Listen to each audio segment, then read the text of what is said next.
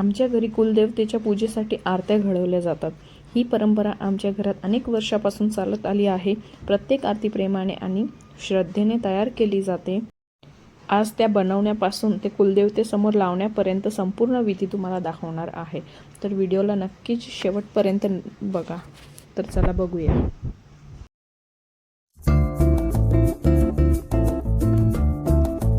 नमस्कार मंडळी, कसे आहात तुम्ही?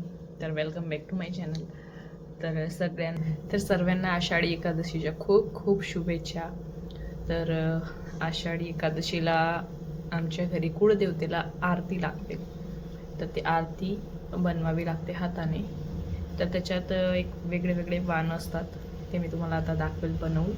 पिठाचेच असते ते, आणि संध्याकाळी आपल्याला ते कुळदेवतेला नैवेद्यासारखं दाखवायचं असतं, त्याच्यात आरती लावायची असते आणि ते सकाळी खायचं असतं। तर मी स्टेप बाय स्टेप तुम्हाला सगळं म्हणजे सगळं दाखवणार आहे, आरतीमध्ये काय काय असतं आणि आरती वगैरे कशी लावतो आम्ही सगळं दाखवू। आणि कोणाकोणाच्या घरात ही आरती लागते ते मला नक्कीच कमेंट करून सांगा, अशा प्रकारे लागते का कुठल्या वेगळ्या प्रकारे लागते। आरती घडवण्यासाठी आपल्याला थोडंसं पीठ घ्यायचं असतं, कारण ते वाया जाऊ द्यायचं नसतं। त्याच्यामुळे जेवढं लागतं तेवढंच पीठ घ्यायचं। पाहू शकता तुम्ही मी किती कमी पीठ घेतलं आहे। आणि सगळ्यात पहिले मी दिवे तयार केलेत 9। तर आहे ना, हे आधी मी दिवे घडवून घेते। हे पाहू शकतात मी कसा घडवला आहे। तर हे किती 9 आपल्याला तयार करायचे असतात गाईस। तर हे मी सगळे दिवे मिळून 9 तयार केलेत। आणि मी स्वतः शूट करत होते म्हणून ते थोडंसं तुम्हाला वेगळं दिसत असेल, ॲडजस्ट करून घ्या। आणि हे होते बॉल्स। मला प्रत्येकाचे नाव आयडेंटिफाय नाही करता येणार, बट मी तुम्हाला बनवून दाखवते सगळी वस्तू। आणि प्रत्येक वस्तू 9च बनवावी लागते। त्याचं रिझन मला नाही माहिती, बट प्रत्येक वस्तू 9 9 9 9 बनवावी लागते। हे 2 कोणी याला 2 कोणी म्हणतात। तर असे 2 कोणी, 4 कोणी आणि 5 कोणी असं काहीतरी असतं, एक ते बनवायचं असतं। आणि पुरी बनवायची असते। आणि कुठलीही वस्तू लाटून किंवा कुठल्याही वस्तूने बनवायची नसते। मी पुरी आपण लाटून बनवू शकतो, बट सगळी वस्तू हाताने आपल्याला घडायची असते, कारण देवाचं असतं ते। त्याच्यामुळे जेवढं मनापासून आपल्याला करते। आणि हे फुल फॅमिली आपल्यासोबत असली पाहिजे आरतीच्या वेळेस, किंवा देवाचा काहीही कुठलाही कार्यक्रम असला तेव्हा। बट आता आपण दूर दूर राहतो, जसं की माझी जाऊबाई पुण्याला असते, तर ती येऊ नाही शकत, तर आम्ही त्यांना व्हिडिओ कॉलमध्ये दाखवून देतो। तर हे बघा, ही आहे वेणी। तुम्ही पाहू शकतात मी कशी घडली आहे। वेणी फणी असं सगळं असतं ते। तर खूप मजा येते मला हे आरती वगैरे बनवायला। जेव्हा मी बसते आणि मुलं झोपले होते, त्याच्यामुळे मी शांततेत हळूहळू हळूहळू बनवली। हां, शेवटी मुलं उठूनच गेले होते, बट माझी आरती पूर्ण तयार होण्यात आली होती। तर हे पाहू शकता तुम्ही किती छान दिसतंय सगळं।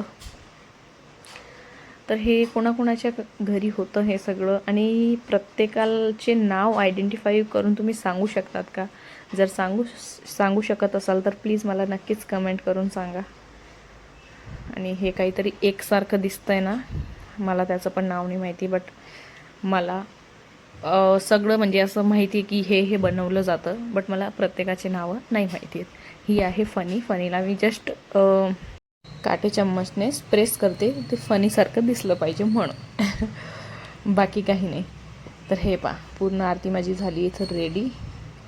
आणि याला आता मी तळून घेणार आहे, आणि फक्त तुपातच तळायचं असतं हे।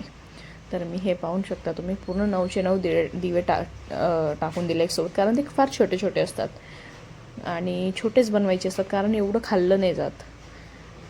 घरात जर कमी मेंबर असले ना, तर छोटं छोटं बनवायचं, त्याच्यामुळे पटकन संपू शकतं। आणि इथं लापसी बनवायची असते, लापसी किंवा शिरा तुम्ही जे काही म्हणत असाल, गुळाचं पाणी टाकून, बट सगळं पिठापासूनच तयार होतं।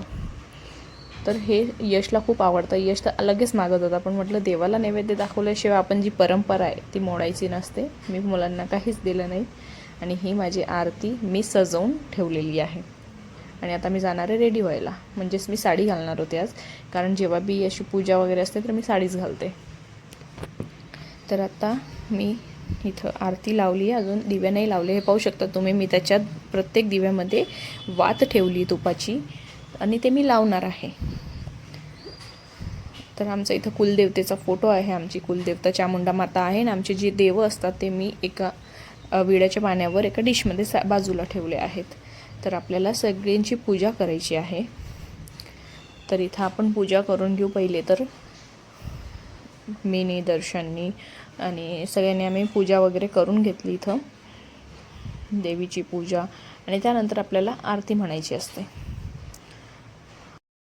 आमच्या खानदेशात कुलदेवतेचा पूजेला खूप महत्त्व असतं. घरातील सगळे मिळून आरत्या घडवतात. ही फक्त एक पूजा नसून आपल्या परंपरेचा आणि संस्कृतीचा एक सुंदर भाग आहे. प्रत्येक घराची पद्धत थोडी वेगळी असू शकते, पण त्यामागची श्रद्धा मात्र सारखीच असते.